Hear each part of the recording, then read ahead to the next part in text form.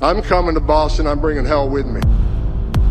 So it's late at night and I'm doing bar prep, but all I can think about today is all of those people who were rounded up by ICE. Almost 1,500 people have been detained during immigration raids across Massachusetts, and they're urging the state to not get in their way. At 4 a.m., the calm over Boston University snapped. Without fanfare, ICE teams moved in, silent, coordinated, and ready. This was no random sweep. It was a planned strike that caught the entire campus off guard.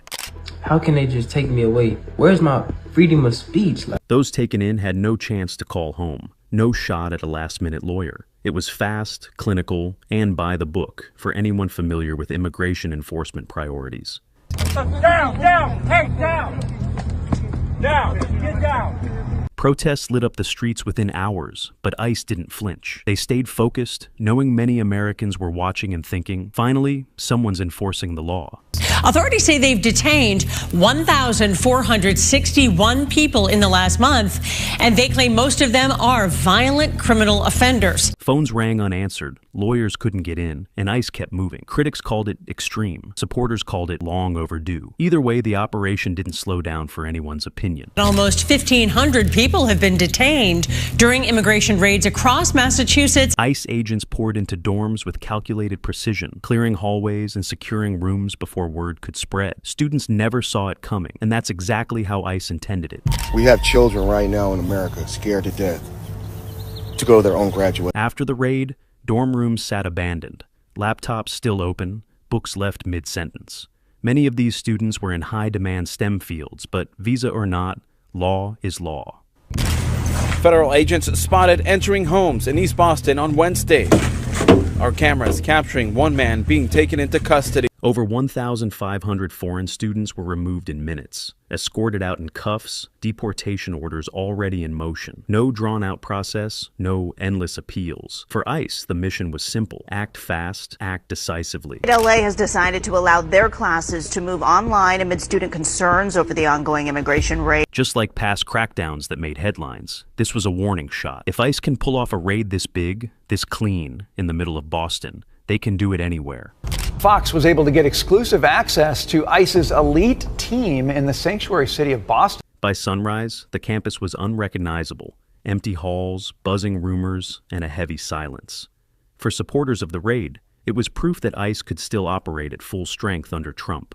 As part of the Trump administration's push for mass deportations, we heard from two immigration attorneys who watched as their clients were taken into custody today after they showed up to their scheduled immigration. Even as lawyers prepared lawsuits, ICE was already planning the next move. Once the door's been kicked open like this, it doesn't close easily. The message for ICE is get out of our city. A leaked ICE memo confirmed this wasn't random. It was a targeted sweep aimed at specific countries. For some, that raised questions. For others, it proved ICE was doing its homework and hitting where it mattered. This is getting way out of hand, man. They are pulling up to elementary schools, y'all. Middle school graduations, high school graduations. Arresting people at the door. Inside detention centers, the message was clear. If you're here illegally or abusing your visa, you're not staying. Conditions were tough, yes, but that's the point. Detention isn't meant to be comfortable. It's a frigid 5 degrees in the pre-dawn hours just outside of Boston, where this team of elite ICE officers is briefing on their targets for the... Before dawn, ICE vans rolled in with lights off, surrounding dorms like a military operation. Every step was planned to keep targets inside until agents were at their doors. Just come to my school, wherever I'm at, tie me up, make me get in the car, go with them, and just send me off to who knows where. What's most telling? Evidence suggests some university staff helped keep the operation quiet, disabling systems, hiding logs. That means this wasn't just an ICE move. It had silent partners. It's late at night and I'm doing bar prep, but all I can think about today is all of those people who were rounded up by ICE. So, why these students? ICE's reasoning was tied to national security. They didn't have to give specifics, and they didn't.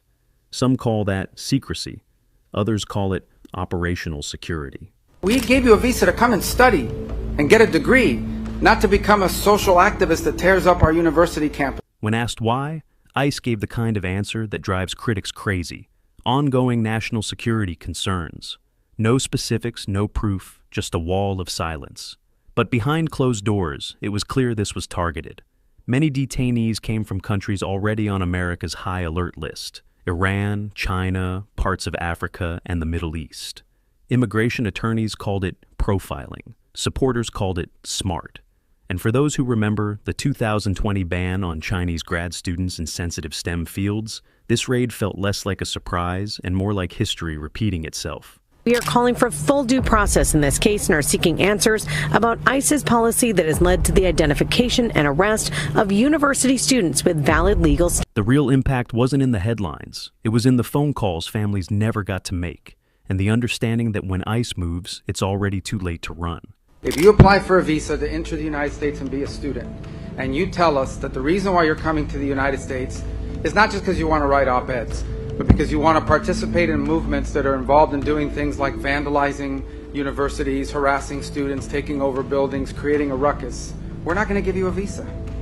If you lie to us and get a visa and then enter the United States and with that visa participate in that sort of activity, we're going to take away your visa. And once you've lost your visa, you're no longer legally in the United States, and we have a right, like every country in the world has a right, to remove you from our country. So it's just that simple. I think it's crazy. I think it's stupid for any country in the world to welcome people into their country that are going to go to your universities as visitors. They're visitors. And say, I'm going to your universities to start a riot. I'm going to your universities to take over a library and harass people. I don't care what movement you're involved in. But here's the thing. This sweep wasn't just about status violations. It was a message. U.S. campuses aren't off limits anymore. Happening at universities that terrifies me most, that I did anticipate more than the crackdown on free speech, was the abduction and taking away of people walking. Behind every statistic was someone who thought they were untouchable on a student visa. That illusion ended the moment those boots hit the pavement. Morning, the ACLU of Massachusetts has joined the legal team of that tough student who was detained. Attorneys rushed to call the raid illegal. ICE didn't blink. They've heard it before, and it's never stopped an operation this size. Our parents can't call due to the immigration that's flowing around and them going to schools and waiting for graduates and their families. This wasn't just about Boston. Reports suggest other universities could be next, meaning the fear and the enforcement is spreading. Congress jumped in with closed-door inquiries, but so far it's all smoke, no fire. Leaked memos floating around hint lawmakers are haggling behind the scenes. No timelines, no answers for rattled students. Meanwhile, legal groups are gearing up. Will BU or ICE face a wave of lawsuits over alleged rights violations. Civil liberties orgs are quietly collecting statements, and Boston immigration attorneys are telling students to document every encounter. Administrators are bracing for court if class actions land. On social media, it's a full-blown panic tutorial. TikTok, Instagram, how to deal with ICE, privacy lockdowns, paperwork double checks, group chats to flag anything suspicious. And ICE? They're not waiting on Congress or campus hashtags. The field ops keep moving. Secretary of State Marco Rubio says the U.S. will begin revoking the visas of some Chinese students.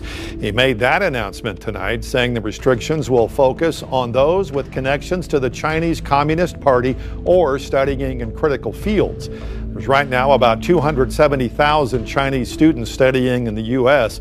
That represents about a quarter of all foreign students in the country. Dozens on scholarships. Even some with pending green cards were sent out. Harsh? Maybe. But ICE's job isn't to gamble on who might follow the rules later. It's to enforce the law now. This 2017 decision by the state's highest court, which says Massachusetts law provides no authority for court officers to arrest and hold an individual because of a federal immigration. Rights groups demanded explanations, but ICE doesn't answer to activists. They answer to the law, and the law was on their side here. Agents took a parent into custody today outside a South Bay elementary school.